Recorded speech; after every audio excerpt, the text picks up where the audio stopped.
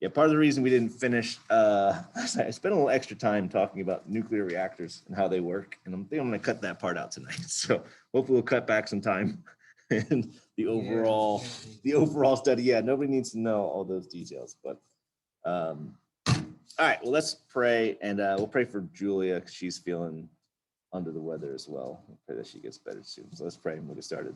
Lord, thank you for this evening and for your word and our time together. Pray that you would just guide our study and our conversation, getting into the more confusing parts of this book.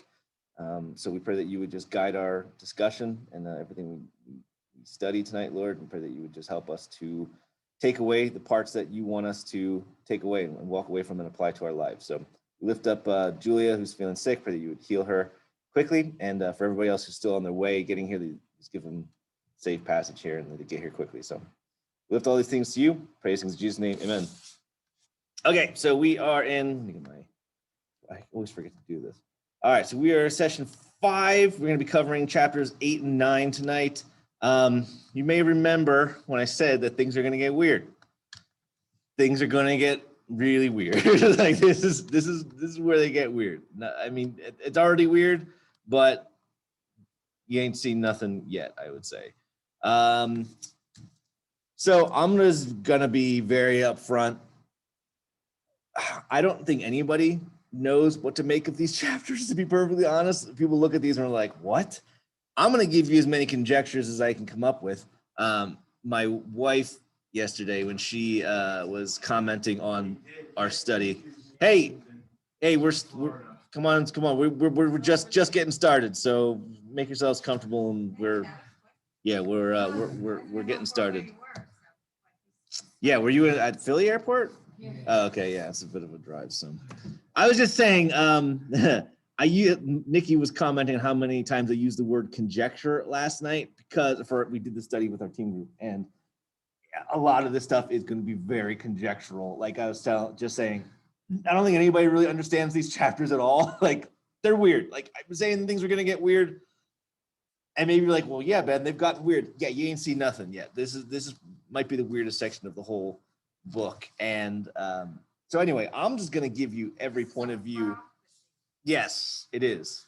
It's a prophecy. And we're trying to figure out what it means. What he's seeing, what it indicates. Like, again, like we said, this is John. He's seeing things that are both in the spiritual realm that he's never seen before. And he's also seeing things that are happening in the future with technology that he's never seen before. And he's using his ancient verbiage and understanding to try to explain everything he's seeing. Okay, so what is going on? I don't know. But like I said, I'm going to throw everything I can at you guys as far as, hey, what could this possibly mean? And you guys can kind of come and land on your own conclusion. So if you need to get up and get something, feel free. Don't worry about interrupting. But so we're in chapter 8. We're going to start in 1, obviously. So just a quick recap. Last week, we talked about Jesus. He was opening the 7 seals of the scroll. We talked about the 4 horsemen of the apocalypse and all of that stuff. Every time you open the seal, something else happens. So we get to the 7th seal here as he opens the scroll. And if you remember the scroll, we talked about it being like a title deed or some kind of legal document, okay? When the Lamb opened the 7th seal, there was silence in heaven for about half an hour. Then I saw the 7 angels who stand before God, and 7 trumpets were given to them. So we go immediately from 7 seals to 7 trumpets, and eventually we're going to get to 7 bowls of wrath. Like the number 7 shows up over and over and over again. 7 lampstands, 7 churches, a lot of 7s going on in this book. Notices that there's silence in heaven for a half hour, which is, that's got to be an eerie sort of thing. It literally goes from all this commotion to just quiet, because what's about to happen is going to be pretty intense. And another angel came and stood at the altar with a golden censer, and he was given much incense to offer with the prayers of all the saints on the golden altar before the throne. And the smoke of the incense with the prayers of the saints rose before God from the hand of the angel. Then the angel took the censer and filled it with fire from the altar and threw it on the earth. And there were peals of thunder, rumblings, flashes of lightning, and an earthquake. So a censer is just like a vessel. If you've been in the Catholic Church, you see the priests, they have this thing on chains and it's smoking and they kind of wave it around. That's a censer, okay?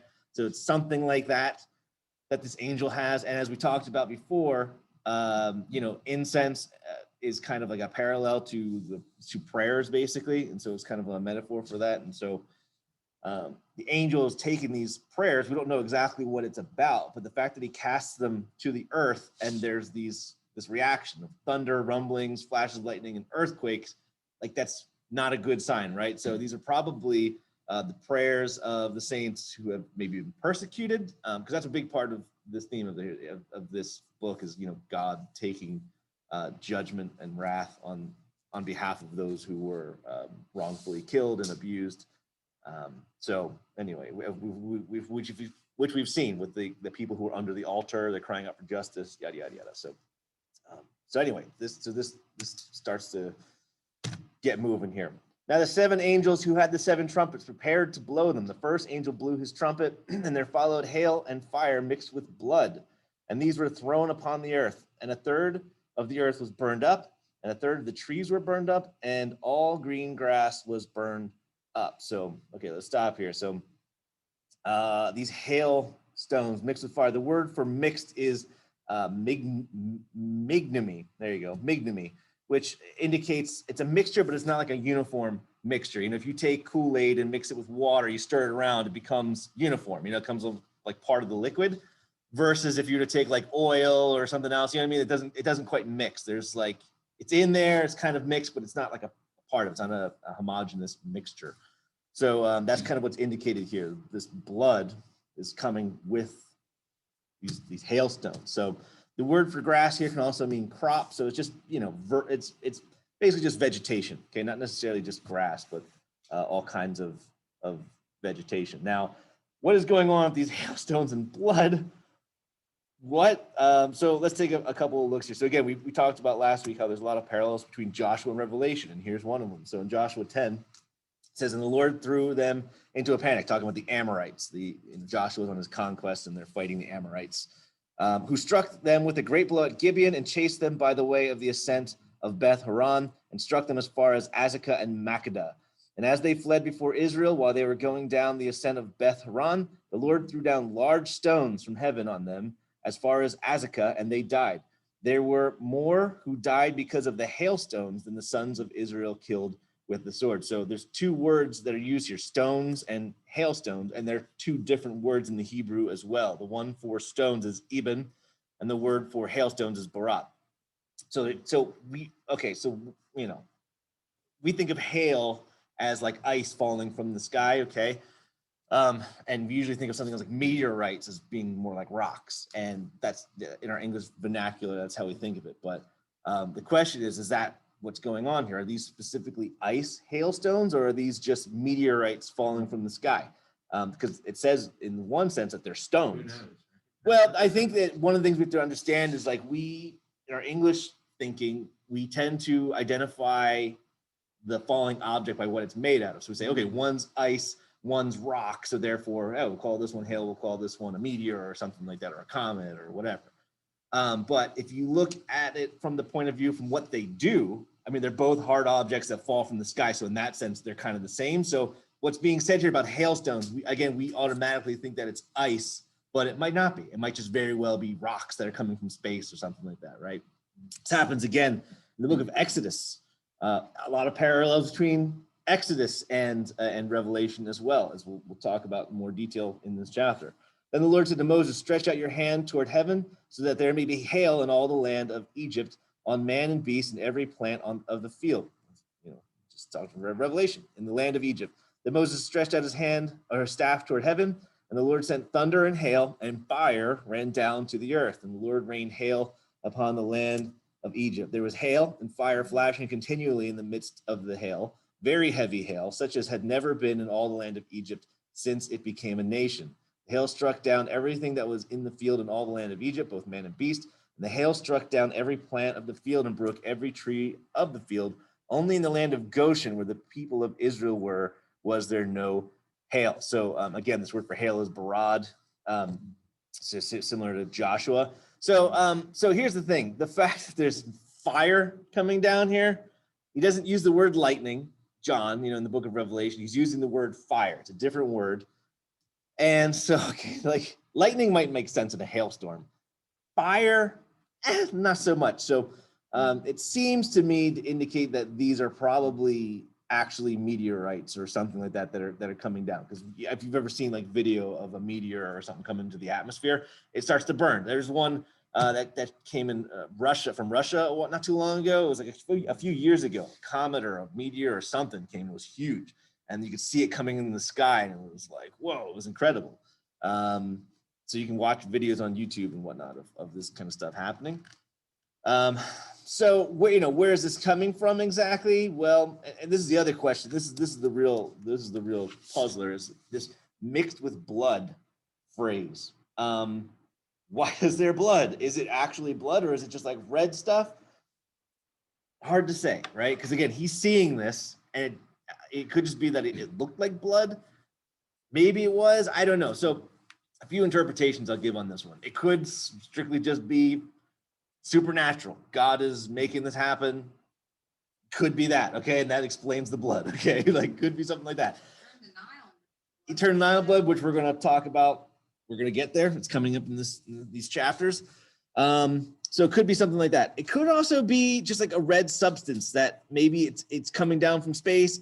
It mingles in the atmosphere with water, and then it looks wet. You know what I mean? It looks like blood, maybe. I don't know. That's a conjecture. This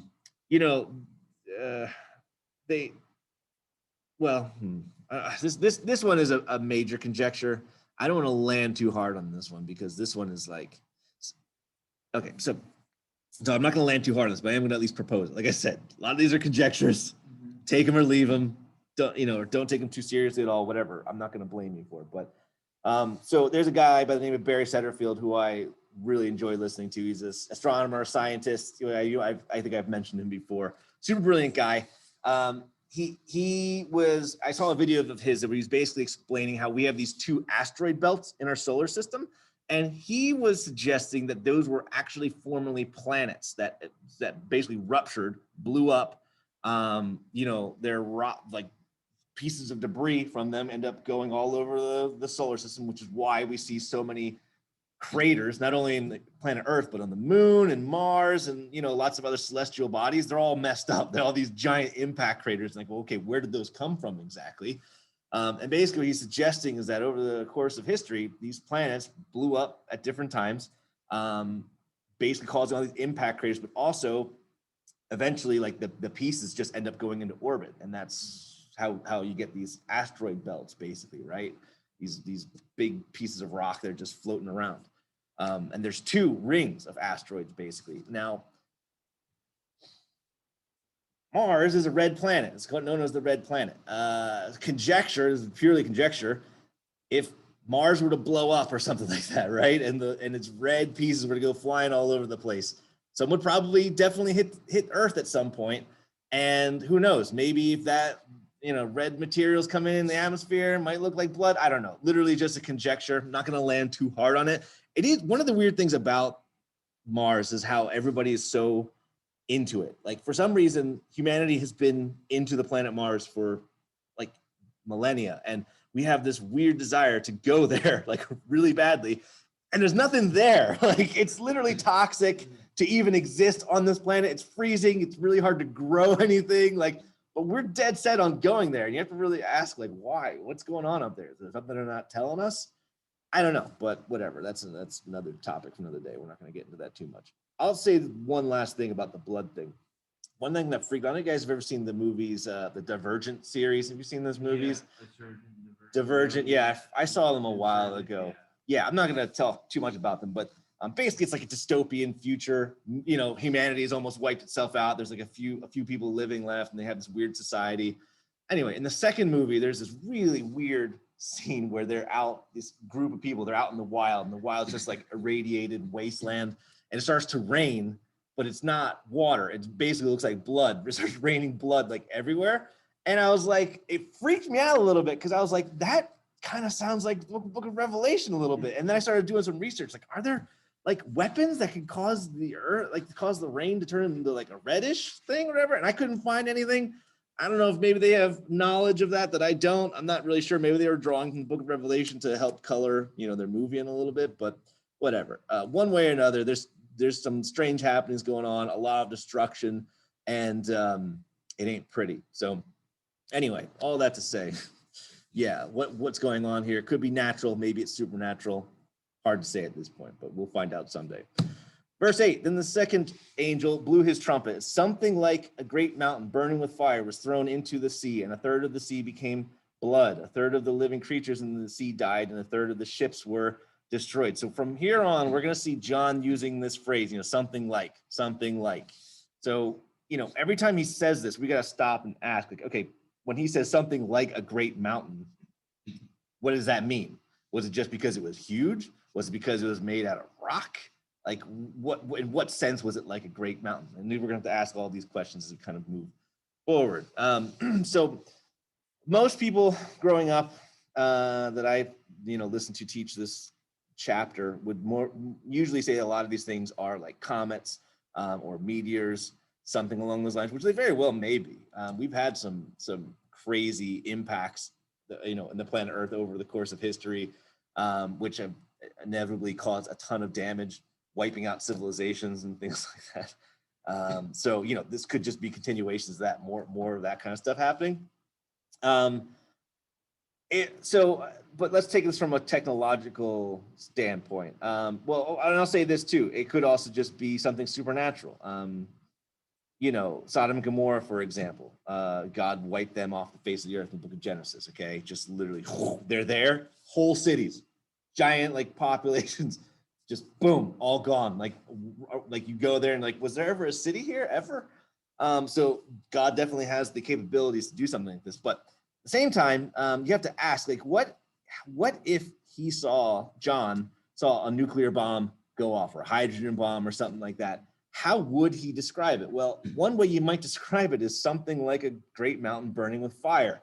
Mushroom cloud kind of looks like that, especially if you've never seen anything like that. And they didn't have explosives at this time. All they had was fire. So they don't have anything like that at this point.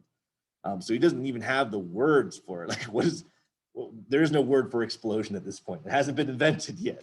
So, there's a part of me that looks at this and says, well, maybe this is something nuclear. And maybe this is something that is, the fallout would make a lot of sense, because if you have a giant bomb blowing up, it's going to do some damage, obviously, locally, but a third of the sea, like, how does, a one bomb is not going to do all of that. I mean, that would crack the earth. But if you had fallout coming out, okay, that can go a lot further. That can do a lot more damage. When it says the sea became blood, like, what is he saying? Does it mean it turned red?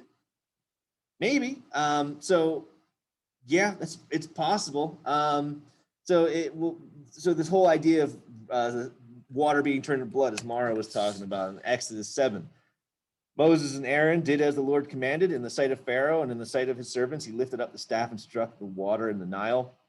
And all the water in the Nile turned into blood. And the fish in the Nile died, and the Nile stank, so that the Egyptians could not drink water from the Nile. There was blood throughout all the land of Egypt. So again, we're seeing a lot more parallels between the judgment that's coming on the world and the judgment that was coming on Egypt. And oftentimes in the scripture, Egypt is like a metaphor for the world. If you look in Old Testament passages and read them in that way, it kind of opens up new understandings of what the author was talking about there. But so what's happening here is very similar, and this is also going to lead into the two witnesses, who we'll see later. We'll talk. We'll cross that bridge when we get there. We ain't got time to get to all of it tonight, so we're gonna keep moving. But yeah, whatever's going on here, whether it's natural, supernatural, mechanical, hard to say, but something's going on here that's obviously very devastating to the world in general. The third angel blew his trumpet, and a great star fell from heaven, blazing like a torch, and it fell on a third of the rivers and on the springs of water. The name of the star is Wormwood. A third of the waters became wormwood, and many people died from the water because it had been made bitter. So again, this idea of a great star. So we've seen Satan, described as a star who fell from heaven. Okay, so there's that. Could be some sort of supernatural being, like an angel or something like that.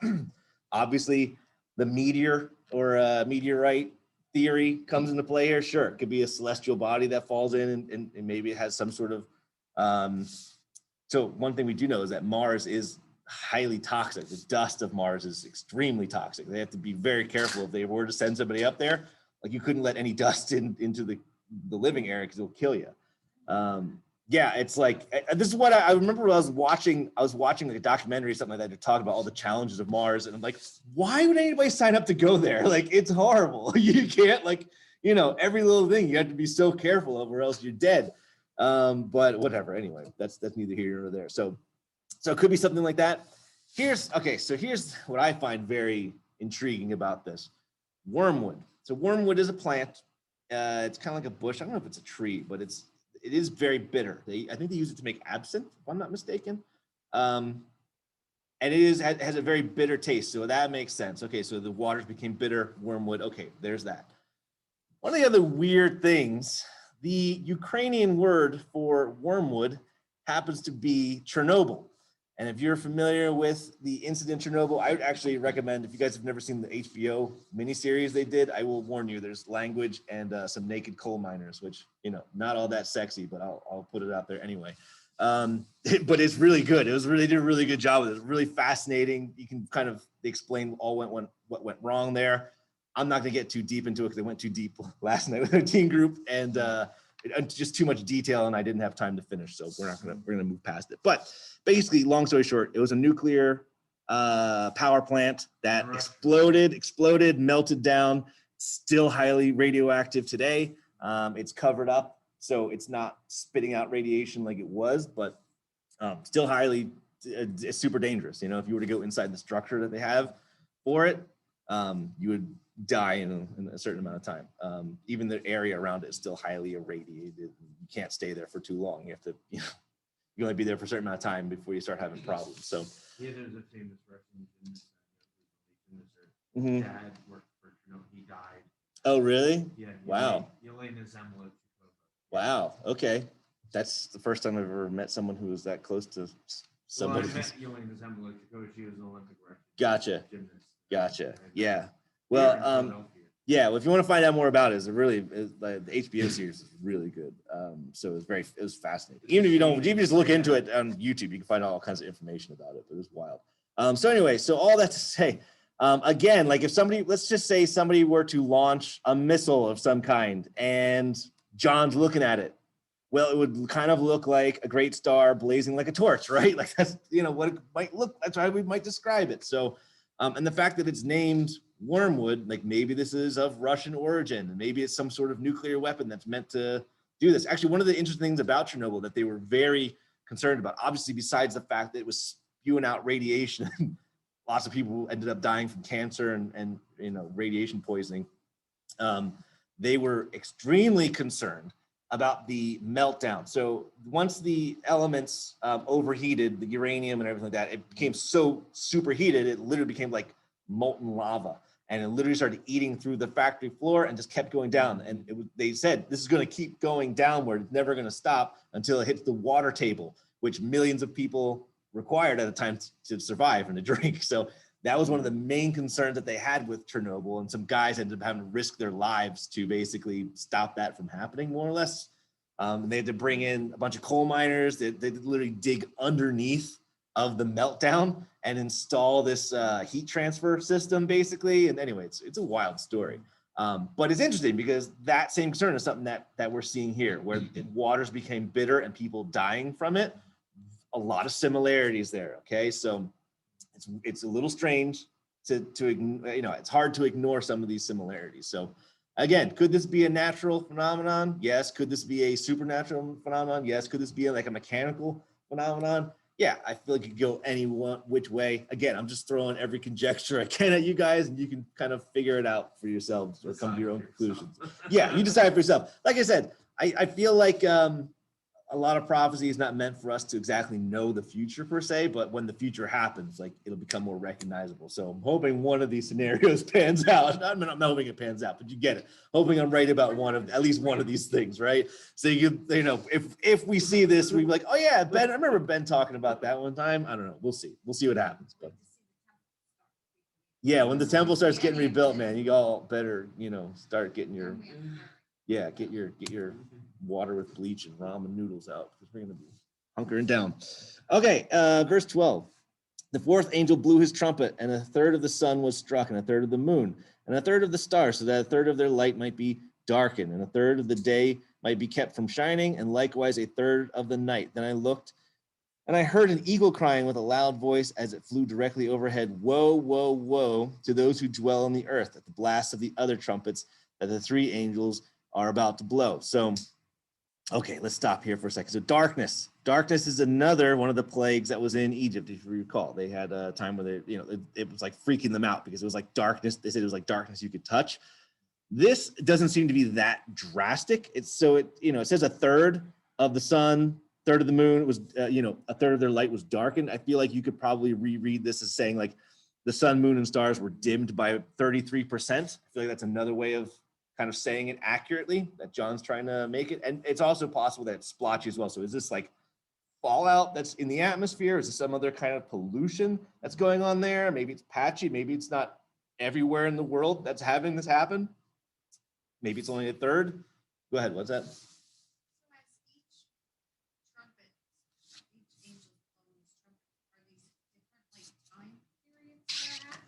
Well, are they happening like one after another? It seems like it's one after another, but I will say this: I'm not all that convinced that that's the case. These may be happening overlapping. You know what I mean? Like I'm not necessarily convinced that these are like, oh, this ends and then this happens and then this happens. Well, it does seem with these trumpets that there is a certain level of chronological order to it. You know what I mean? Like these do seem to be somewhat in a procession of things. So I guess that's where I would tend to lean, although I think that there might be some overlap in terms of when these things happen, when these occur. So I'll say that. But again, the question for me is, do the seals, the trumpets, and the bowls, do they all happen in a timeline, or are they more like over top of each other? Because that's the one I'm like, that might be the case as well. I'm not 100% sure. We'll talk more about this as we kind of move on, especially at the end. We'll try to recap and talk about some of this stuff and try to make more sense of it. But anyway, darkness. This darkness could be, again, all of these things could be supernatural. I mean, that's the easy explanation. But a lot of these things also could be man-made or man-caused. And so there's that as well. And a lot of these can be natural phenomena as well from nature. So there's an explanation in each way, I think, for all of these. And which is it? I don't know. We'll find out eventually. But what's one of the weird things is this eagle flying around and talking. So one, eagles generally don't talk usually. Is he seeing one of these cherubim like we were seeing before? So it was said the eagle is one of the faces that the cherubim have. And when he's talking about the four living creatures, he only recognizes, one had a man's face, one had an eagle's face, one had an ox, but we know that cherubim have all four from other passages in the Bible. So it's possible that he's seeing one of them, but he doesn't say it's one of the living creatures. He says it's literally an eagle. One of the weird things is, one of the weird questions you kind of that arises, like, well, are there animals in heaven? We've already seen horses, okay? So we've seen horses. We know Jesus is going to be riding a horse when he, returns from heaven. So there's those. One of the guys, one of my favorite teachers, is a guy named Chuck Missler, and he was saying, well, we know there's cats. He's saying, we know there's cats in heaven because the angels are playing harps. That was a joke. Some of you might get, I'm getting some head shakes. Yeah, I know. I have two cats, so I can say that joke. But anyway. Do you think animals would be peaceful, not like violent? Like in the past, they use line in gladiator games is violent. Yeah, when we get to the end, towards the end of Revelation, you'll see we're going to see passages that like the lamb's going to lay down with a lion, babies are going to play with like poisonous snakes and not get bit. So yeah, there's going to be a difference to the order moving forward. But one of the other weird things too is if you remember all the way back to the book of Genesis, when Satan shows up as a snake and starts talking to Eve, there's no sense that she finds it weird that a snake is talking to her. I don't know if anybody's ever picked up on that. Right. So we don't know what was... Right. That's kind of what I'm leading at, is like, did animals talk prior to the fall of man, or do they have like a spiritual dimension to them that they're able to communicate like that? I don't know. It doesn't say that you're gonna slip on the ground. Yeah. Well, he's It's hard to say. It's really hard. It's same with, like, we talk about Balaam, right? Balaam was another guy who starts talking to his donkey, and there's no indication that he finds this strange. You're like, wait, what is going on here? Balaam clearly had some gifts, let's say, giftings. And so we have to question, like, okay, well, in heaven, is it just that like animals have the ability to communicate in a level that we're not familiar with because we've lost our connection, like to a higher level of dimensionality? I don't know. Hard to say. But this eagle is flying around talking. Now, one of the verses that comes to mind is in Matthew 24. Jesus is talking about the end times. And he says this in Matthew 24:26. So if they say to you, look, he is in the wilderness, do not go out. If they say, look, he is in the inner rooms, do not believe it. For as the lightning comes from the east and shines as far as the west, so will be the coming of the Son of Man. Wherever the corpse is, there the vultures will gather. The word for vultures there is actually eagles.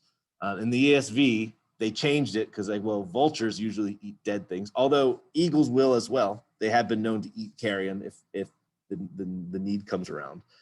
But it is strange that, you know, the word here, wherever the corpse is there, the eagles will gather, and we're seeing this eagles kind of flying around right before the judgment of mankind. All people are already dying, and there's more death ready to come. So I don't know. That seems to be like an illusion, as far as I can see, that Jesus is talking about here. So this brings us to chapter 9. Now, if you thought any of that was weird, buckle up, folks, because it's you ain't seen nothing yet.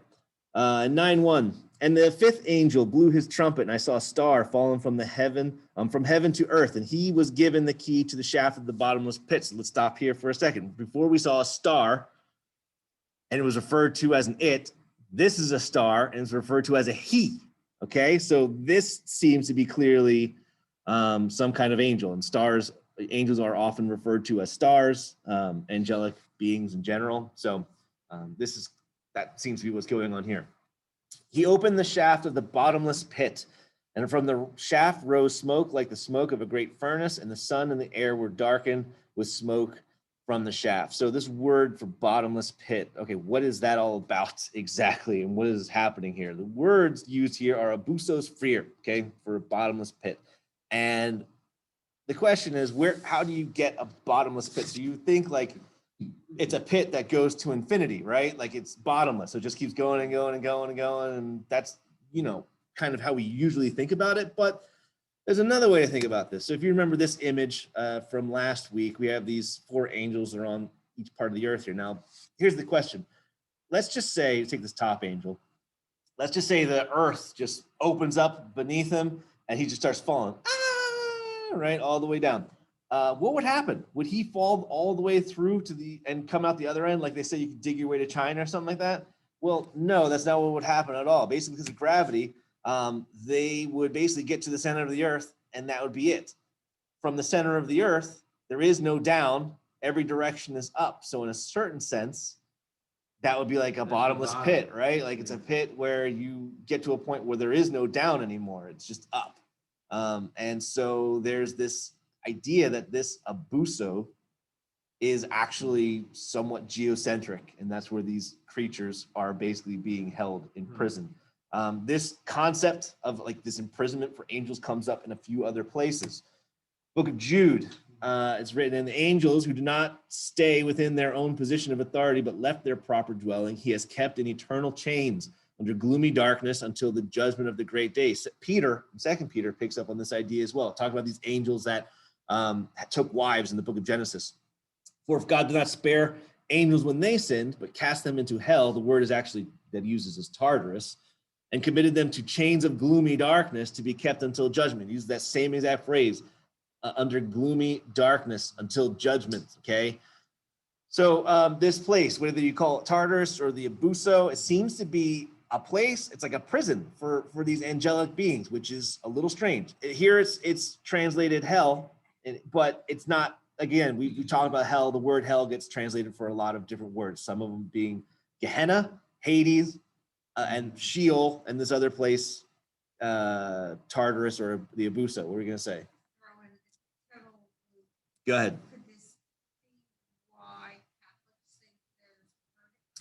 So I talked to a guy one time he was the only guy I've ever met that went from Protestant Protestantism to Catholicism. I've met tons of people that have gone the other way, from Catholicism to some form of Protestant. He's the only one I've seen that gone the other way. So he was like super into Catholicism. And I was asking him about that, because I'm like, yeah, there's nothing in the Bible that says there's like this medium point for people where they go between earth and heaven or earth and hell. And he basically said, well, yeah, the original idea was that purgatory is when you stand before God and he judges you, and the deeds that are eternal go through, and the deeds that weren't basically are burned away. That is a biblical concept. He said that was where the original idea of purgatory came from. And then it kind of got corrupted and, turned into something else that was really used as a way of controlling people, is what it boils down to. A lot of Catholicism is basically that, a way of controlling people. So good. Well, this is definitely a place. That's where they made it. But I had it. I won't give you all the details. Yeah. We were supposed to pray his mother out of purgatory. Right. So I was asking him about it. Yeah. And he said to me, his answer was, it's their tradition. Okay. Yeah. Well, that. Ultimately, and I mean, I have a lot more details, but ultimately his answer was, Well, yeah. Came down to, because he thought I was fighting with him, where I was just really Right. trying to understand. Right. Yeah. What was in the Bible and stuff. Yeah. He said it's our tradition. Yeah. There's nothing biblical about the idea of purgatory, basically. Like Right. it's extra biblical. They made it up in a lot of ways. And so, Exactly like you said. yeah, a lot of, you got to understand, like there was a time in the Catholic Church where it was the Roman system, like the government basically controlled the religion for a while. And so it's originally it started off okay, but then over time they're like, hey, wait a minute, we can use this to our advantage. And then it just got like, it's just spun way out of control as the years went on, where the point where like, oh no, if you want to be saved, you have to give us money. And it's totally fine with God if you sin, as long as you give us money. You know what I mean? Or hey, if you go fight in this crusade, guess what? You're guaranteed eternal life. And it was way of controlling people. And this is why they really did not want people to read the Bible, because so much of it that they're saying is not in the Bible. Like it's very contradictory to what the Bible says. So anyway, yeah. I think so. That's yeah. No, exactly. Yeah. So I don't know. I don't want to. This is the thing. I try not to rag on the Catholic Church too much, because at the same time, you understand that they've done a lot of good things throughout our history as well, between orphanages and hospitals and all that stuff, and good works. And there's some legit ones, like Mother Teresa. She was pretty legit as far as I can tell. Maybe she wasn't completely theologically sound, but whatever. She was a good person. I think she's in heaven. Not because she was a good person, but there's no. She's not going to heaven because she was a good person. I think she understood who Jesus was. Yes. And I think that she believed it. And anyway, but at the same time, you also have to look and be like, listen, there's so much going wrong with the Catholic Church. It's like, I don't even know if it's worth saving, in my opinion. Whatever, man. I'm not going to get too hard on it tonight, because there's good. Martin Luther. Yeah, I've seen it. Yeah, I have that actually on my Plex server. I think it's once at a different church. The story of Martin Luther. What's that? I think it's that in the old church. Oh yeah, it's an interesting movie. Martin Luther. Was it a TV movie?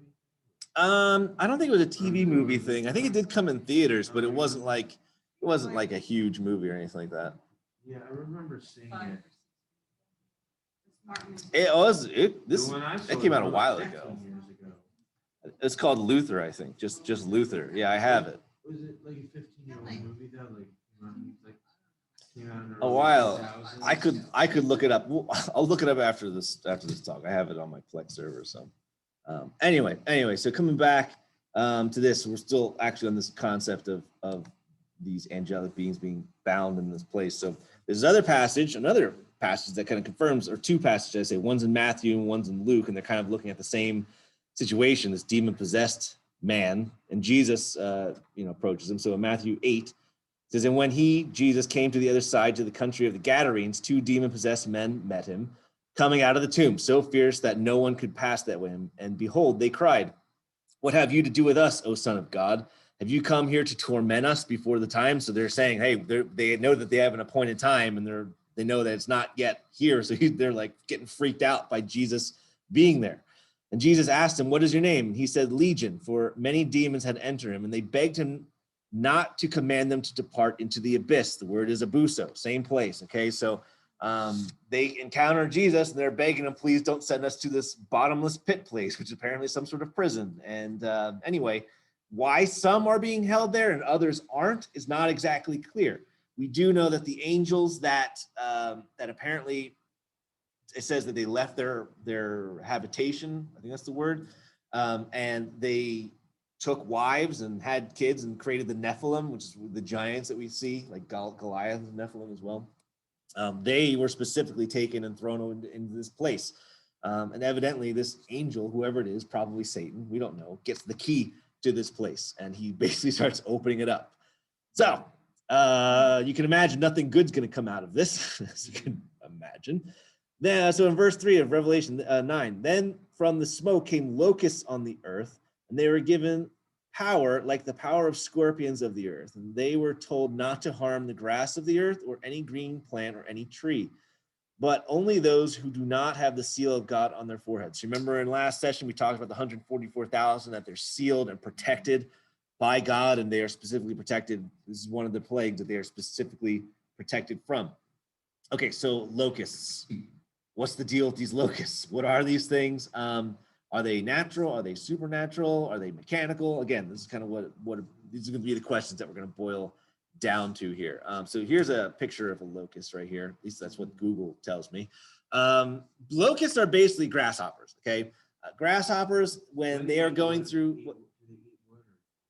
They eat most things. I don't think they eat wood, but if it's green vegetation, they will eat it. So basically, grasshoppers, when they go through times of famine or drought or whatever, and food becomes scarce, basically right before they die, it's like their last hurrah. They go beast mode. They basically molt, and they look just like grasshoppers, but instead of being like on their own, they all get together and they swarm, and they just attack every piece of vegetation that they can possibly find, and they just start eating everything, and they keep doing it until they can't do it anymore, until there's nothing left, and then they all die.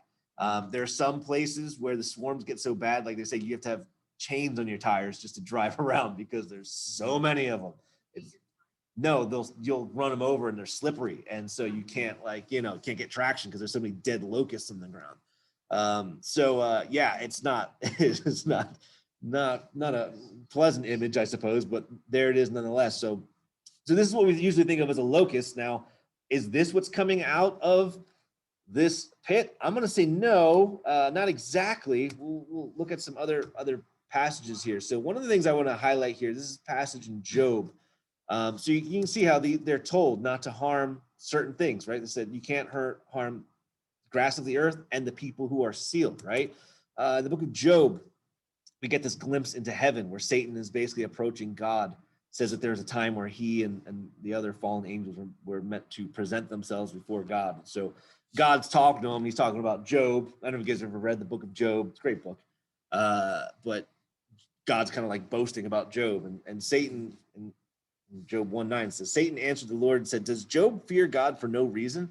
Have you not put a hedge around him and his house and all that he has on every side? You have blessed the work of his hands, and his possessions have increased in the land. But stretch out your hand and touch all that he has, and he will curse you to your face.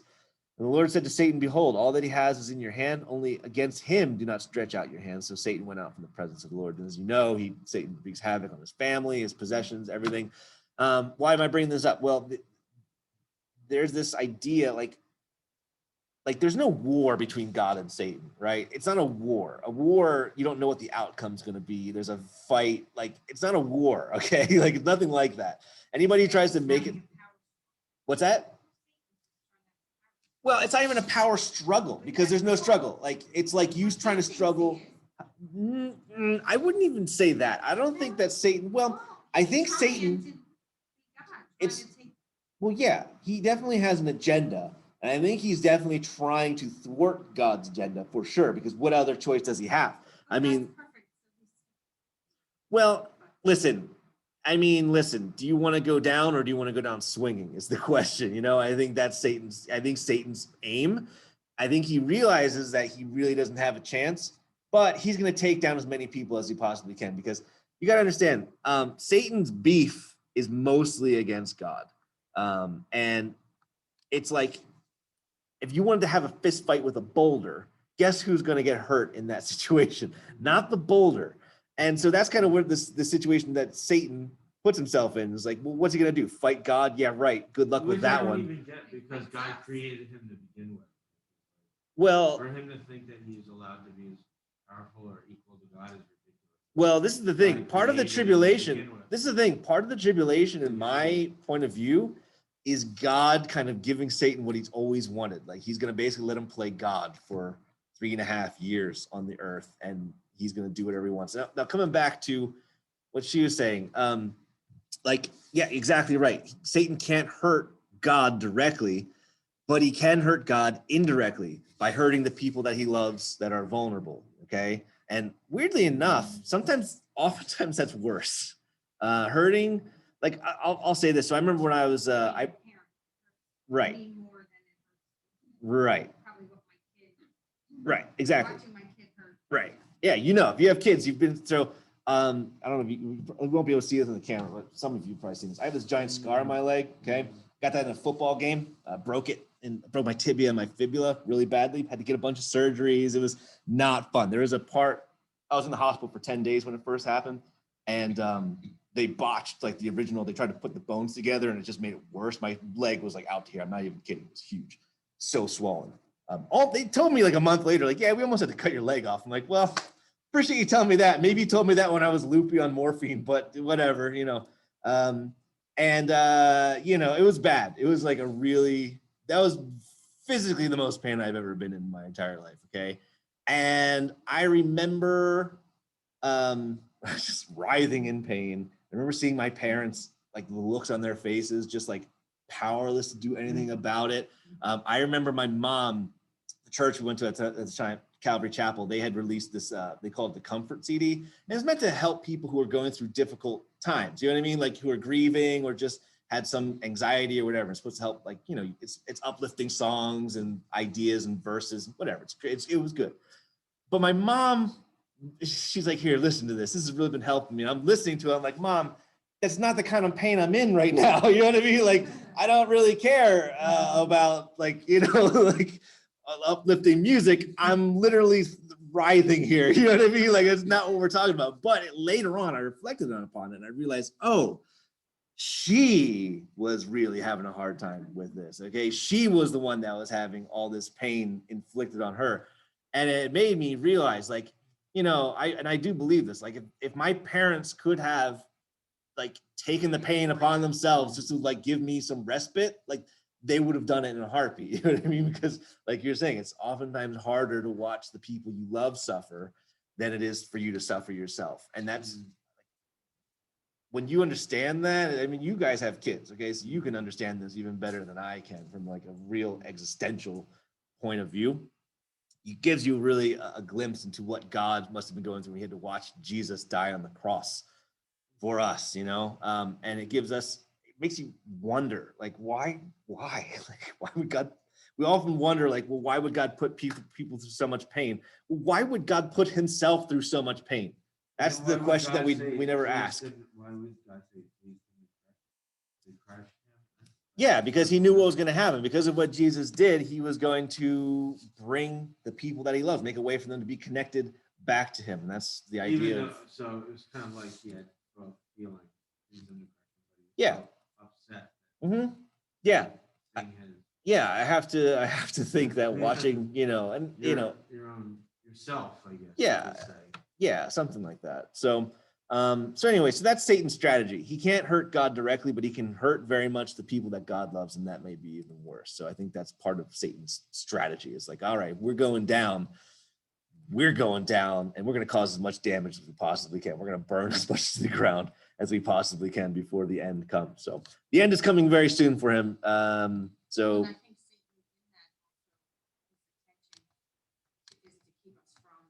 yes, right. That's ultimately what he wants to do, is try to take as many people down with him, because he knows that that's going to be.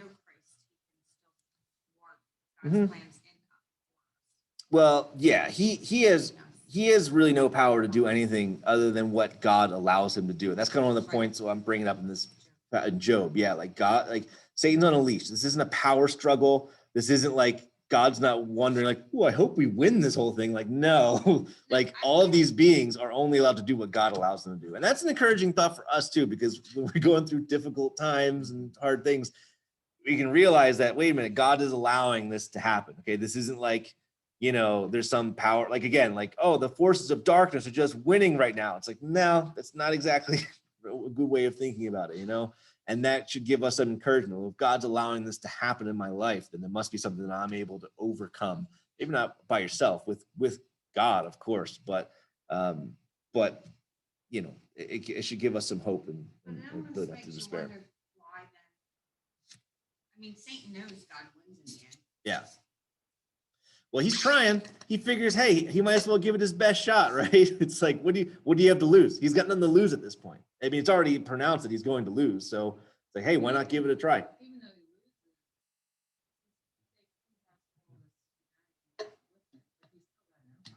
Yeah. Well, he's gonna, like I said, his main goal right now is mostly just to cause as much destruction as he possibly can. We're not done with Satan. We're going to talk about him more as we move on. We're going to see him show up a few more times in this book. So we'll get there more when we get there. But the only point I'm trying to make here is that these evil forces, demonic forces, whatever you want to call them, they are not as powerful as we make them out to be. They are on leashes in a certain sense. Okay, so and they're following orders as well. Like, hey, don't touch these people. Don't touch these things. Okay, so let's talk more about these locusts because it gets weirder. Verse 5, they were allowed to torment them, the people that that are on the earth who are not sealed, for 5 months, but not to kill them. And their torment was like the torment of a scorpion when it stings someone. And in those days, people will seek death and will not find it. They will long to die, but death will flee from them. What? Excuse me? Like, I'm going to be honest. Most people have no idea what's going on here. They're suffering and they want to die, but they can't. They're being stung by these creatures. Now, one of the questions we have is, okay, are these creatures spiritual in nature where they can't be seen? Or are these creatures physical in nature where they can be seen? I don't know. Could go either way, frankly. There's some people that try to make these locusts to be drones or something like that, or like helicopters I've heard in the past. It was a long time ago before we had drones. So I think drones would be a more upgraded terminology, but there's some weird things about it. Like they're told specifically that they can't touch the people who are sealed, and those people seem to be sealed spiritually on their forehead. So I'm thinking like these have got to be spiritual to some degree. Maybe they manifest in physical ways as well. I don't know. But it is weird. They sting these people. They're in pain for 5 months. It says like a scorpion when a scorpion stings someone. My understanding, I've never been stung by a scorpion, not looking to find out. There actually is a guy on YouTube. I think there's a couple of guys who literally all they do is they take venomous bugs and just sting themselves with them to see what it feels like. Dudes are crazy. But hey, whatever, man. And when it gets you clicks and you can take the pain, okay. They probably have done scorpions too. So some scorpions, from what I understand, feel like a bee sting. Others can kill you. Like there's a gambit here with scorpions. So which scorpions are they talking about here? I'm not sure. Can't kill them, so it's got to be somewhere close to that line of like just hurts a lot and you're gonna die, right? And this lasts for 5 months. The only other time in the scripture where 5 months shows up, as far as I can tell anyway, is during Noah's flood. After it rains, it says it takes 5 months for the waters to subside. So again, some judgment themes overlapping here and there. So I don't know what to make of that other than that. Another weird thing, the word for torment here, also in the Greek, it can also refer to the process of using a touchstone. A touchstone is something that it's like a black rock. And what you would do is you would take precious metals and kind of like streak them across the rock. You would take a bunch of them to kind of determine how pure they are. Which is, I don't know, maybe this has nothing to do with that. That is another idiom in the Bible as well, of like being tested for purity and things like that. And maybe these guys are coming up short. Well, whatever. I wouldn't make too much of that one, but I bring it up because, like I said, I'm throwing everything at you. So let's talk about this phrase. And it says, in those days, people will seek death and will not find it. Now, here's the thing. If I wanted to kill myself really badly, I mean, a shotgun to the head ought to do it, right? Now, is this saying that they're going to be able to shoot themselves in the head and still not die? I mean, I can't see that being the case. Okay, that seems weird. I mean, this all seems weird to me, but that seems like a little like a stretch. So, okay, let's say that's not the case. Well, yeah. Well, I mean, there's plenty of ways to kill yourself, right? I want to make an Epstein joke, but I'm going to move on. Go ahead. I'm just thinking in my head, like going back to Job. Yeah. It seems like there's a lot of parallels between what's going on here and Job. Yeah. And the torment. Mm-hmm. There's a lot of connections. Yeah, there's a lot of similarities with people being tormented. Boils also showed up in Egypt, where people were smitten by boils. I think we're going to see people get smitten by boils later in the Book of Revelation as well. But does Job even wish to die at one point? Yes. Yeah, he kind of despairs at some point as well. But here's the thing: these guys actually, they long to die, but death will flee from them. What does that mean exactly? So again, I wouldn't say I have any really strong conjectures here, but I'll give you some that I have. So we're going to start with the more sci-fi one here.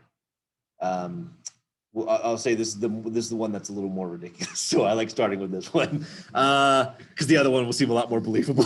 Okay, that's how I can go this way. So you guys have seen The Matrix? You guys never seen The Matrix?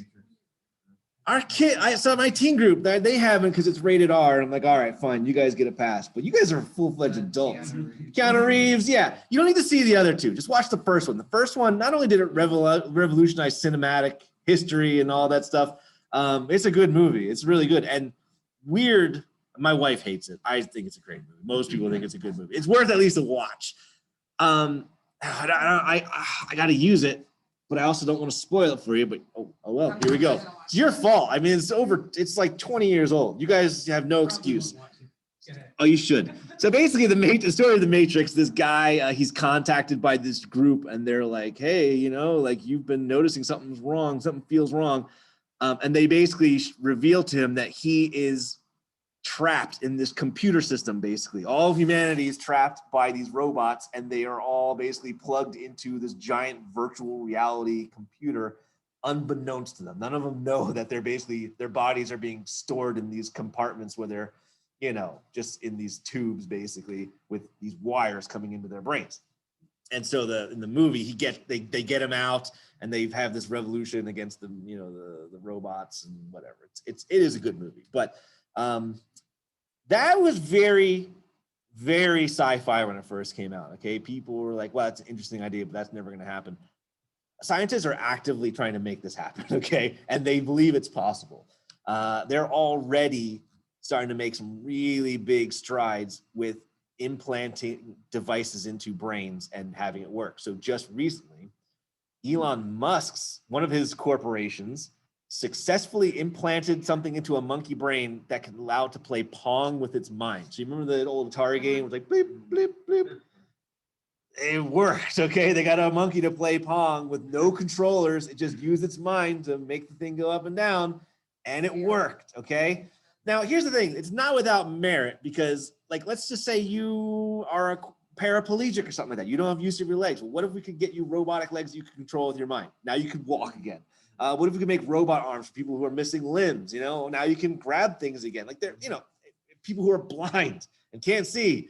Like these are all potential uses for this kind of technology. Which you look at that, and you're like, okay, that seems like a good idea, right? I mean, if I couldn't see, I would want to see, even if they implant something in my head. So that's like step one, though. But there are scientists who are also talking about like uploading your consciousness into a computer system of some kind where you can interact and maybe live forever or something like that, right? Like these are all things that are like, I know it sounds gross. Oh, well, hey, man. Hey, it depends on how good the virtual world is, I suppose. But yeah, but here's the thing, like just a number of years ago, this is all like very sci-fi, like that's never going to happen. And now like it's kind of on the horizon, like it's weird, okay? So it's possible. So there's another movie that came out. I forget what it's called. I think it was called, with Bruce Willis. Surrogates. That was it. Yep. That was good. Did you watch that? I didn't see. That's one I didn't see. Of course, I saw the Matrix, but not Surrogates. But you guys, okay, so you're familiar with that one. There are all these people that they basically just put their bodies somewhere safe, and they let these robots that they control with their minds kind of wander around and do the Yeah, stuff. sit in a recliner Yeah. and control themselves. Right. outside the world. Right. And that's another thing that is literally on people's minds. Scientists are trying to make this happen. Okay. And they say it's possible. They think it's possible. So what if there's a situation where people are kind of like this? And this kind of also plays into this whole COVID pandemic thing where people are like afraid for their lives. Like, what if you could just have your body? Was Inception similar? Not exactly. Not exactly. A little different. But what if you could put your body somewhere where it's completely safe, nothing bad could ever happen to it, but you get to live your life as normal through like a robot elsewhere. You know what I mean? Like that. Still gonna rot away. You'll die eventually, but at least you'll live longer than, you know, oh, if scary COVID came and killed you or something like that. You know what I mean? Like, I don't know.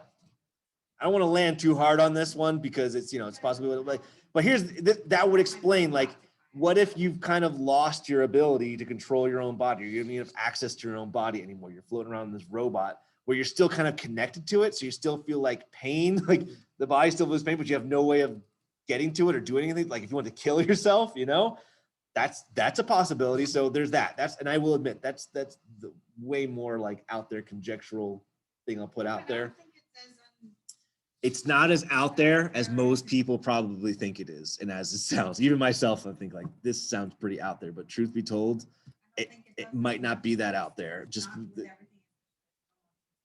right, yeah, exactly. So there's that idea. The other one I'll throw out there too is potentially some sort of mind control. So that's something that has been worked on. Yeah, just as a disclaimer, I don't think anybody who gets the vaccine is going to be under mind control. That's just my opinion. So I'm just going to put that out there. But yeah, like that's something that has been actively working on. So if you've heard of the project called MK Ultra, you ever heard of that? Anybody with me on that one? MK Ultra was an actual project that got declassified a few years ago that the CIA was using it was a mind control program. They were giving people LSD, sometimes without them even knowing that they were being given LSD. And they were using mind control techniques to try to see, hey, what can we get people to do? It turns out that the Waco cult that happened down in Texas was connected to this program. Those details will come out kind of later. I think Charles Manson as well was another one who was kind of connected. So they were taking LSD and using these like cult leaders basically and using them as like experiments for all this stuff. This is all information that's been kind of declassified and has been coming out. So freaky stuff. So it's all that to say, governments have been working on mind control for a long time. It's very possible that the mark of the beast, when people take it, might have some kind of mind control aspect to it. So one of the things we know about the mark of the beast, what the Bible indicates, once you take that mark, either on your hand or your forehead, it's over for you. It's done. There's no turning back. Your fate is sealed. You're doomed to destruction and to hell. Okay. Now, why is that? Why are these people have no way of coming back? Well, one of the conjectures is maybe there's some sort of mind control situation going here, where even the things they want to do, they can't because they're under some kind of influence, which is why maybe they want death, but they can't do it because, again, they're being influenced. I don't know. Again, these are just conjectures. I know I'm using that word a lot, but sorry, this is where we are, okay? Like a lot of just ideas. Nobody really knows, but, you know, it is a weird phrase. This is a weird sentence. There's some words in the sentences in the Bible where I'm like, that is just, I don't know what to do with that, to be honest. But this is the best I got for you. So if you have any better theories, all ears, man. Let me know. But anyway, we're going to continue on. Still talking about these locusts here. Verse 7, in appearance, the locusts were like horses prepared for battle. On their heads were what looked like crowns of gold.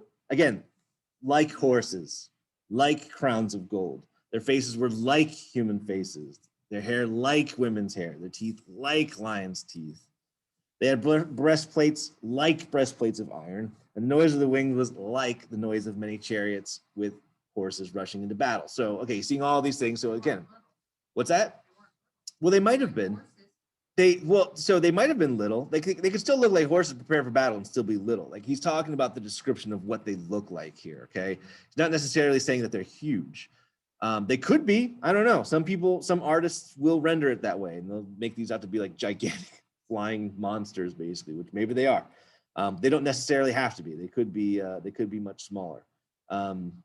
Here's a image of.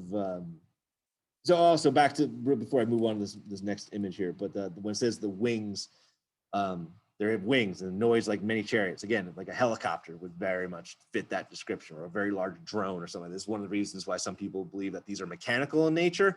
I don't lean on that one because there's too many other weird details about it for it to be a purely like mechanical phenomenon. Yeah, it says their faces are like humans. So what does that mean? Like, well, it makes it mean that they have 2 eyes, a nose, and face. Like, if you ever seen like the typical alien head, it's like a big gray. It's like the face of a human, but it's not the face of a human. You know, so maybe it's something along those lines. The alien conjecture. We're not ready for that one. We're gonna come to that later, I think. But that is, I'm gonna be weaving that one in eventually too. So this might be the product of something like that as well. Again, I don't believe in aliens. Yeah, I guess that means they have long hair. I guess maybe it's very like centaurs. Oh, well, centaurs are half men, half horse, and then I guess Pegasus is a winged horse. Unicorn is a horse with a horn. So centaurs, I don't know. Maybe there are centaurs with wings. What's that? Satyrs are half goat, half people, basically. We're gonna get into this stuff later too. Hybrids and stuff like that, like chimeras and all that stuff. We're gonna talk about that later. Dude, we're gonna talk about every weird topic that you can imagine, man. Like we're just going through this one at a time here. Here's some images of these are Roman horses. These are just artists' renditionings, but you know, when they say they look like horses prepared for battle, okay, do they look like this first one where they have like scales kind of all over them? Maybe. I don't know. Hard to say. In what sense do they look like horses prepared for battle? I mean, I assume they had some kind of armor. They look like they had some kind of armor on them. That's usually what that means. So I don't know. Hard to say, but these are what horses prepared for battle might look like. Still talking about these locusts. They have tails and stings like scorpions, which we kind of covered, and their power to hurt people for 5 months is in their tails. They have as king over them the angel of the bottomless pit. His name in Hebrew is Abaddon, and in Greek he is called Apollyon. Both of those words mean destroyer. The first woe is past. Behold, the 2 woes are still to come. So we got 3 woes. This first one is the one, and you think that woe is enough, but we ain't done yet. So who is this king of the bottomless pit? Is he the one who oversees the bottomless pit, or is he actually like the head honcho in the bottomless pit? You know, and even in prisons, there's like a pecking order. Maybe that's what this guy more or less is. So hard to say, but either way, he ain't cool. Maybe this is also a reference to Satan. There's some people who believe that this is just another name for him, and that he's the one who's given the key to the bottomless pit. Could be, very well, could be. You know, hard to say definitively because we've never seen anywhere else where Satan's called destroyer, but he is a destroyer. So you know, John 10, you say? We came to this. Oh yeah, he comes to rob, kill, and destroy. So sure, that fits. But yeah, I don't know if the word Abaddon or Apollyon are used anywhere else in the Bible. I'm not going to go through this whole proverb. In Proverbs 30, we have this just a little thing, just kind of talking about how, you know, even the small can survive, something along those lines. And in verse 27, though, it says, the locusts have no king, yet all of them march in rank. But wait a minute, these locusts have a king. His name is Abaddon. So these are clearly not normal locusts, okay? So we can throw that one right out the window. These aren't typical like grasshopper creatures, okay? There's something else much more sinister going on here. Verse 13, then the 6th angel blew his trumpet, and I heard a voice from the 4 horns of the golden altar before God, saying to the 6th angel who had the trumpet, release the 4 angels who are bound at the great river Euphrates. So the 4 angels who had been prepared for the hour, the day, the month, and the year were released to kill a third of mankind. So let's stop here for a second. So there's 4 angels, and they each are designated a period of time. One's given an hour, one's given a day, one's given a month, the other one's given a year. And between the 4 of them, they're going to kill a third of mankind. Now, you know, we've already seen some thirds go. So somebody asked in our last session, well, does that mean like now 2/3 of the earth are completely gone? Well, it depends on the whole that you're counting here. It's possible that like a third gets wiped out and then you have a new hole. Now a third of that gets wiped out and then you have a new hole. You know what I mean? So it's not necessarily saying that, I don't know. Maybe it is, but that's not necessarily how I read it. This mention of the great river Euphrates. Euphrates comes up in a number of places, namely in the book of Genesis. I'm not going to read this whole thing, but you can see it in verse 14. It's talking about the Garden of Eden. And it says that there's these 4 rivers, and it says the name of the third river is the Tigris, which flows from Assyria, and the fourth is the Euphrates. Interestingly enough, the Garden of Eden is tucked away between these 2 rivers, the Euphrates and the Tigris, and it says that Eden is west of the Garden of Eden, okay, more or less. And what's west of the Euphrates River? Well, Israel happens to be west, and this might be why God is so concerned with the land of Israel, because that's the OG place. That was his land from the beginning, and God is jealous of his land. So people would be careful to tread lightly there and to see. What's that? Goes through Iraq. Mm-hmm. Yep. And I believe at one point it's prophesied that the Israel, the kingdom, is going to go from the Mediterranean all the way to the Euphrates River. So it's going to go well past the Jordan definitely when Jesus comes. What's that? Persia is Iran. Yeah, Iran's a little further east. So now, if you remember in chapter 7, we saw another 4 angels. These guys that are basically at the 4 corners of the earth and they're holding back the wind. Is this the same 4 angels? Maybe. They both seem to be bent on destruction, both sets of 4, so maybe they are the same. It's kind of hard to say. These guys are bound at this river, the Great River Euphrates. Is that kind of where the bottomless pit is, the Abuso? These are all questions that we kind of have, right? But nonetheless, they're released here.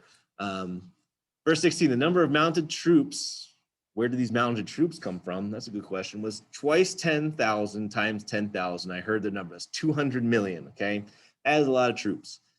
And this is how I saw the horses in my vision and those who rode them. They wore breastplates, the color of fire and of sapphire and of sulfur. And the heads of these horses were like lions' heads, and fire and smoke and sulfur came out of their mouths. So, okay, again, question. Is this like a spiritual force of troops, or are these actual people? Good question. Could go kind of either way. It says, when it says mounted troops, the Greek literally states the armies of the horsemen, or like it could also be the armies of horses, or the armies of equestrian. The word is an adjective for horsemen there. It becomes a question of, well, these are the armies of the 4 horsemen? I don't know. I don't know if I would land too hard on that one based off of the Greek. I'm not a Greek expert or anything like that, so somebody else might be able to tell better than I could. But 200 million is a lot. That's a lot for an army, okay? Right now, the only countries that I could think of that would have an army that big would be China. Because they have like 1 billion strong, and a lot of them are trained in the military. So it's very possible that's what this is a reference to. We're going to see later in the book of Revelation, it says that the great Euphrates is going to be dried up so that the kings of the east can come and make war against the Antichrist, basically. Okay, so they are going to come into play at some point.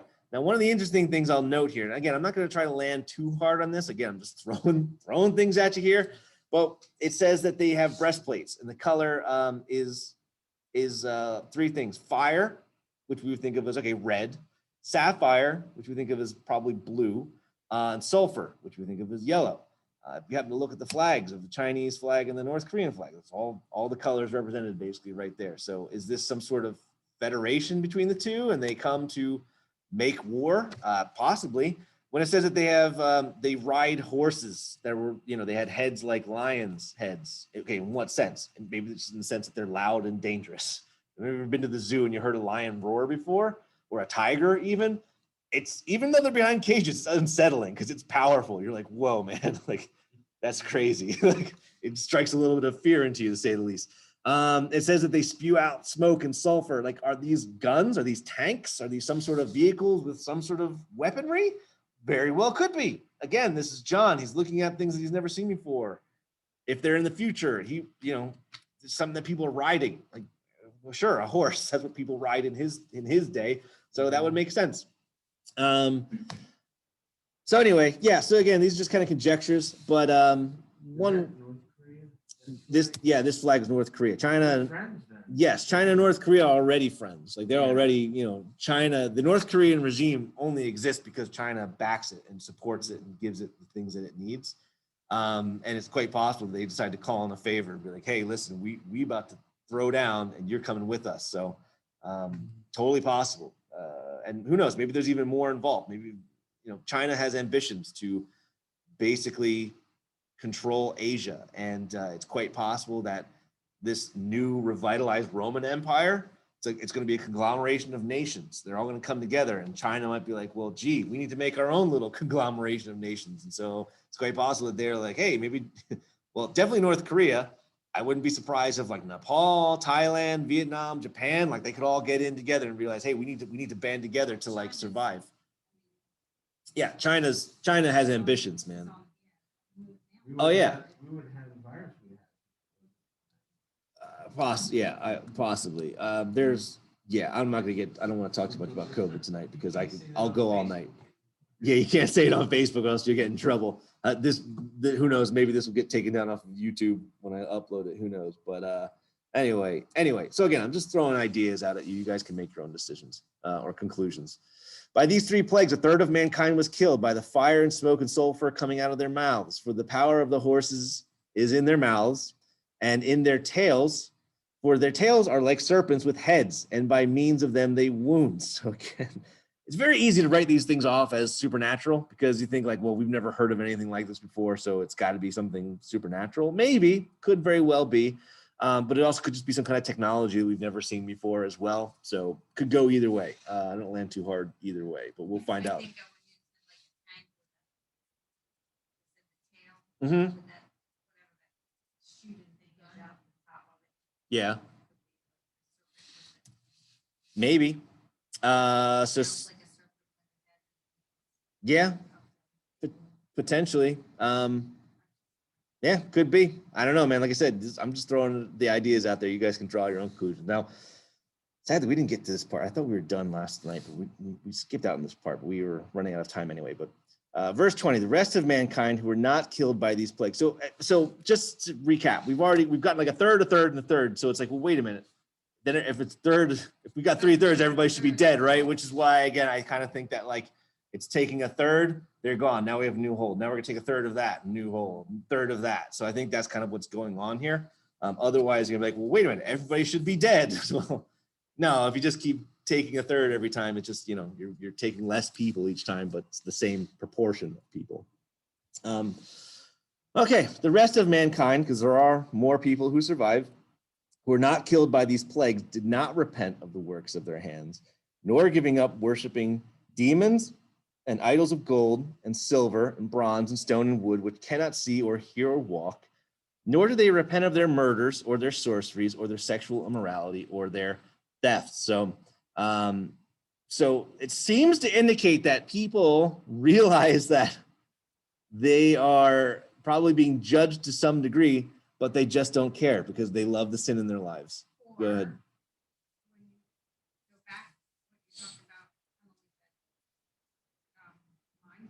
Yeah, could be that too. If it's a mind control thing, yeah, it could be. But it seems to indicate that it's suggesting that they could potentially repent, but they're not going to because they love the stuff that's in their lives. You know what I mean? Like and we'll talk about all of these things. So one of the things we also have to be aware of is that some of these things like worshiping demons and idols of gold and silver, that's kind of foreign to us. But in the world today, it's not all that foreign. There's other parts of the world where they still are worshiping idols and false gods and things like that. But also in here, we're probably more guilty of not repenting of the works of our hands. You know what I mean? Like people are very like, if you look back to the Soviet Union, for example, they didn't worship idols or anything like that, but they were super proud and boastful of like, look at this great country that we've built and this great military and this great economy. It wasn't that great, but they were very much like, oh, look what we can build. And people even today, in America, they're like, look at the things that I have built, you know, and chest thumping Yeah, and all of that stuff. Buildings and stuff Sure. like skyscrapers. Yeah, and what are they made out of? Stone, wood. They can't see or walk or hear, but people. What's that? Freedom Tower. Freedom Tower. Yeah, that was a weird thing that all went down, to be honest. But I digress. This last phrase I really want to hone in on a little bit because I think there's something to be said about this that peeves me off a little bit. So sorceries, what's that word there? Sorceries, the word is pharmakia. Okay, it's drug use. It's where we get the word for drug, pharmacy, pharmakia. Okay. As we've talked about, you know, we've said like certain drugs, like psychedelics, like DMT, like LSD. Okay, these are like mind-altering drugs. They're people. It's funny. I was just actually listening to a podcast where they were talking about this, and talking about how, like, you know, this is a secular world that are literally saying, yeah, it feels like you're being taken to another dimension, and you're coming into contact with beings in those dimensions, and it's like you're being. Yes, and I think that's exactly what's going on. I think these drugs are a way of people like reaching out into a spiritual plane. I know I've talked to people who have, you know, my pastor, my old church actually, even we talk about some of these experiences, Right, and so opens you up to bad things. yeah, and this is why it is referred to as sorcery, because they realize, hey, we're opening ourselves up to another plane, okay, and that's kind of why it's referred to as sorcery. And it's on the rise. More and more people are getting into these drugs, not just like marijuana anymore, and, you know, like cocaine, want to have a good time or whatever. Like, no, more and more people are trying DMT. More and more people are getting to LSD, psychedelic drugs, like really like 70s are coming way back, but maybe even stronger, okay? So that totally makes sense, okay? Sexual immorality, okay, like that's nothing new. That's been going on for a long time. People have been into that for a very long time, so we get that one. Thefts, okay. When you consider theft, well, what does that look like? It's not always like, you know, robbing banks. Sometimes it's pirated technology, or, you know, pirated things. You know, you're watching movies that you illegally downloaded or something like that, which is, you know, most people kind of like, okay. Taxes, yes. Well, you know what, man? I was actually one guy I was listening to.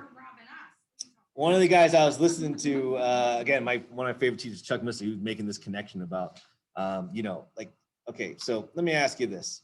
Let's say you get your paycheck, and you go to the bank, they give you cash, and you're walking back to your house.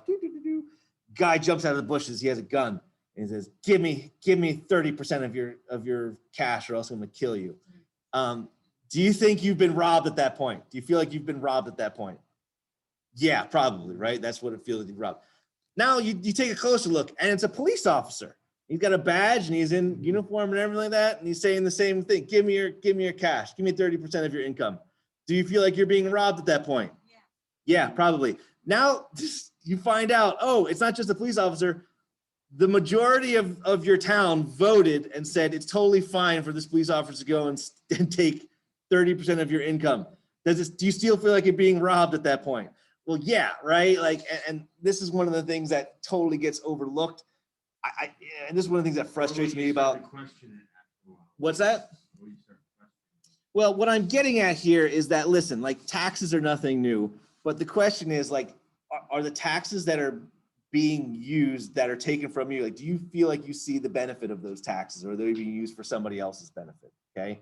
There are people who are literally voting to get like your money and put it into their pockets. And then it's not just the poor either, it's the wealthy as well. It goes on both ends. And it's like this weird form of theft in a lot of ways, if you really think about it, because like I benefit from military protecting my household, and the police, right? And potentially the fire department and things like that. But is most of my money being used in a way that helps me at all?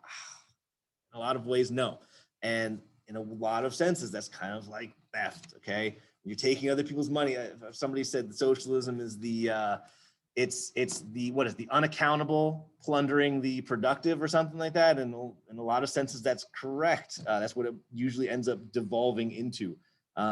So, you know, a lot of times we don't think of it as theft because, like, well, it's legal. It's legal. It's the government doing it, right? And it's like, well, I don't know, man. It's kind of weird thing to think about. So whatever. I'm not gonna land on that one too hard either. But You can kind of see them digging their heels in about thefts. This is the one that made me scratch my head a little bit. Murders. They really don't want to repent of their murders, huh? Like they really like murdering going on. And you don't really think of that because usually you think of murder as like, no, everybody hates murder. Like we have crime shows about, how bad murder is, and we love to see that people get punished for murder and all of that. And then you think about like abortion, for example. It's man. I'm gonna try to restrain myself here a little bit. 60 million people. 300,000, I think it's like 300,000 people are aborted each year, and they're people, okay? Any way you slice it, this is what frustrates me. I get this from the world. I understand the world, because they don't want to be held responsible for their own actions. And I will say this as well. If anybody's watching online or they've had an abortion, I mean, it's not the unpardonable sin or anything like that. And I think that a lot of times women particularly are preyed upon because they're scared. And they go to these doctors like, nope, you got to abort. You can't do it. You can't live a life, with a kid. And they do it because they're scared. Not all of them. Some of them are worse than that. But a lot of them are. So, there's grace. My body, my Right. Yeah, that's the thing. It's my body, my choice until I want to walk around without a mask on. Apparently that doesn't work anymore. You know what I mean? I can't go around walking around the supermarket like my body, my choice and take my mask off. Apparently I'm not allowed to do that. So, apparently that logic works sometimes and not other times. It's so weird. I don't understand it. Yeah. But here's the thing. I get the world doing that. What I don't understand is the church getting behind this. Okay. I do not understand it. And I don't understand. I mean, I get it. It's a lack of knowledge. It's a lack of understanding. It's a lack of wisdom. Okay. That's how I understand it. So I get it. I understand why, but it's not good. There's no good reasons for it. I was talking to somebody not too long ago about this who, because I asked this, there's actually somebody at this church. I'm not going to give too many details, but I asked him, like, how can you vote for this candidate knowing that their stance on abortion? And as soon as we started getting into it, like everything he said was just like, dude, you're not thinking through this at all, like not correctly at all. Like none of it makes any sense. None of the justification. To them. I was saying that to them because literally, like we're kind of out of time, so I'm not going to go into the full takedown. But every time I talk to somebody about this topic, their logic just crumbles to pieces, and it doesn't take much. It's like a few pokes, and it's just like it doesn't make any sense whatsoever. I remember I was at Temple when I was at college. I went to Temple University, and there was like this big, well, it was a pro-life demonstration. They had all these images of aborted feces. Yeah, and it's gross, man. It's slaughter. Okay, and there was counter protesters who were like, and they approached me like, oh, support a woman's right to choose. And I started asking them questions, this girl questions, and she's like, you should talk to this person. And so I started talking to her, and she's not making any sense either. And like, like everything she's saying, I'm like, no, that's wrong. And eventually she got so fed up. It's like, well, I believe it's fine. And I'm like, yeah, well, that's what this boils down to, isn't it? It's not because you have any logic or anything like that. It's because this is what you want. You want to be able to live your life however you want and not deal with the responsibility of your actions. You want somebody else to have to deal with the responsibility of your actions. And that's a baby, and you're making them die, okay? Like abortion is murder. It doesn't matter how you slice it. Like as soon as you try to say it's not, it doesn't make any sense because now it comes down to like, well, then the Holocaust wasn't really murder, or, whatever, how they treated slaves wasn't really murder. Like you can instantly start making those arguments, and they're not willing to do that because they realize that that's clearly wrong, but there's no sense to it. Okay. There's no sense to it. And I'm so tired of Christians, like, and I'm not saying every Christian needs to go out and protest this thing. That's not what I'm saying, but at the minimum, you have some power in this government to make your voice heard with your vote. And you're not even gonna do that. Like that's the one thing that actually can make a little bit of a difference. If you all went out and like voted that way, but they have all these cop-outs of like, oh, well, I just have a different strategy. Yeah, okay, sorry. Like, no. Literally, two tests. I'm gonna give you two tests for the abortion argument, okay? One is the slavery test. I want you to take whatever your phrase or logic that you're using to justify your stance on abortion and then apply it to slavery. Okay. So one of the ones that gets put out all the time, I wrote a bunch down here. What is it? Oh yeah, I don't believe, what do they say? I don't want to have an abortion, but I think other people should have the right to abortion. Okay, let's take that logic and apply it to slavery. Let's take you back to pre-Civil War America. And someone says to you, well, I don't want to own a slave, but I think other people should have the right to own slaves. Does it work? No, it doesn't work. Of course it doesn't work, okay? Like, no. And it doesn't work then, it doesn't work now either, okay? Like, this is what I'm getting at. And literally it takes all of 5 minutes to think this thing through, but nobody seems to want to think it through. And boy, is it pissing me off, man, because like the church is being led astray, man. The church, like, here's the thing, look, like, should preachers during the time of the Civil War, before the Civil War, should preachers have been getting up in the pulpit and be like, listen, church, you can't vote for candidates who are literally abducting people from their countries and selling them to slavery. It's wrong. Should they have been saying that? Yes, they should have been saying that. Of course, it was wrong. Should they be saying that now? I don't know, Ben. I think we just have different strategies. Yeah. So I'm about to throw down some real strong language in a minute because I can't take it anymore, man. I can't. How did it end with the temple? Oh, it didn't. She just threw her hands up. It's like, well, I believe this, and she walked off. I'm like, yeah, well, good argument there. That's a real strong argument.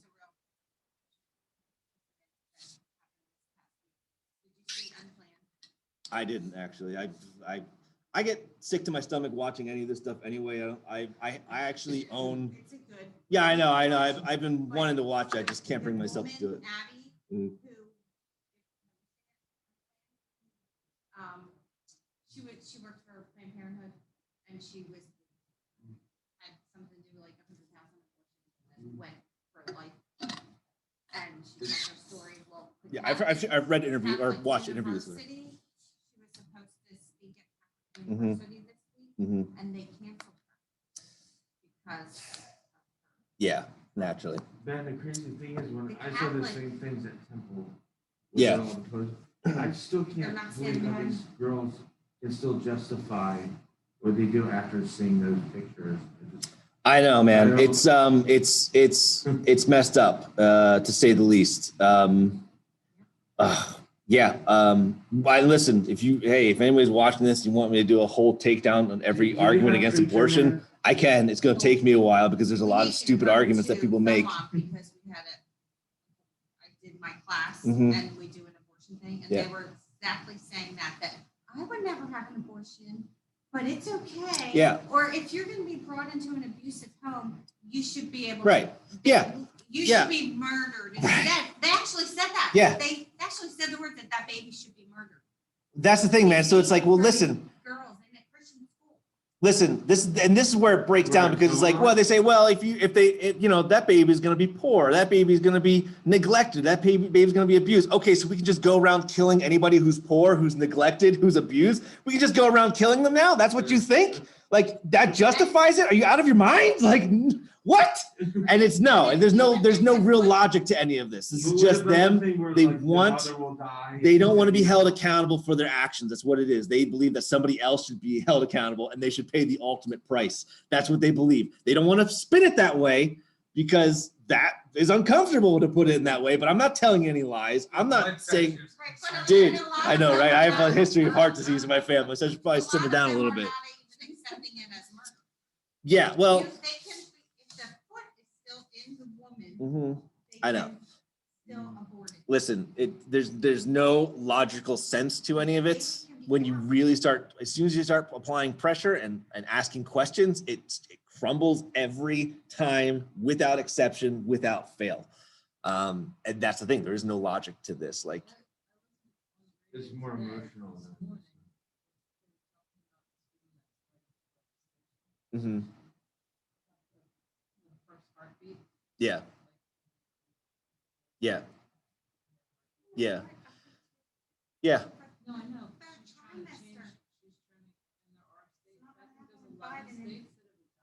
Yeah. And here's the thing too. It's like, I don't want to get too, I'm not going to take political sides. I'll say this. I'm not thrilled with the Republicans. I'm really do not like the Democrats, especially on this issue, because listen, lots of people say, well, the Republicans don't really care about this issue. They just say it. Okay, there's some truth to that. A lot of Republicans don't care. They just use this as like a dangle topic so that they just keep getting elected. They say, oh, I really, really care about abortion, so that people will vote for them, and then they do nothing. Okay, that's true. That happens. Okay, there are people in politics who actually do make some laws. Like, for example, like there was, I think, just in where was it? There's a state that said you can't. I think it was past a certain point, you can't do an abortion, or you needed parental consent to have an abortion. Like, they're putting some roadblocks in the way, you know what I mean? Like saying, okay, you have to have an ultrasound, or you have to be a certain age, or you have to have parental consent. You know, there is one and that's all coming from one side of the aisle. Okay. And it ain't the Democrats. And then you have to look over there, and there are people who literally are, if you look up hashtag pro-abortion, they think it's a good thing. They think that this needs to never leave. Like, we always have to have this available.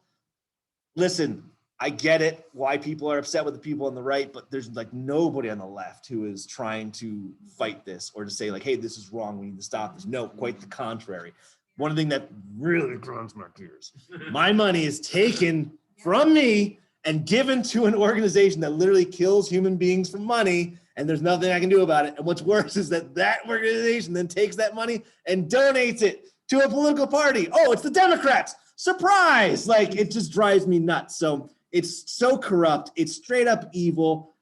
The church needs to get its act together, man, because I'm sick of it. Like, and I think God's sick of it too. Universally, all Yeah. the churches. So anyway, that's my soapbox on that subject. What about this whole For idea one that night. if the baby's not aborted, the mother will die? Listen, there are exceptions. So if it's a life versus for a life, you know, like, hey, someone's gonna die, either the mom or the baby, we gotta choose. Okay, like that, it's a life or a life. It's a no-win situation. So in that sense, sure, you can have the choice. There are some people even who, like, you know, there's women who have cancer and they need to get chemotherapy, and the baby's going to die if they do. Okay, like, okay, but we gotta save a life. Okay, so there are exceptions. There definitely are exceptions. Is that like the majority? No, it's like, what, 1 out of 1,000 cases, maybe? Like, are you kidding me? You can't justify, there's exceptions to every rule. It doesn't mean we just throw out the rule. It's nonsense. It's absolute nonsense. Oh gosh, if you really want to, we're already way past our time here, so I don't want to take you any longer than I have to. But man, I will be happy to talk to anybody about this subject, and I will be happy to record it and put it on a screen somewhere so everybody else can see it, because man, there needs to be some light shined on this subject matter, because I'm getting tired of all of the tiptoeing around it. No, the truth is true. Evil is evil, and we need to be on the right side. Okay. Be down at Temple saying this. All right. Yeah, get me up there. All right, go ahead. No, I was gonna bring him. So how do you really- Gosh. All right. Well, here, let's at least do this. Let me cut this off here.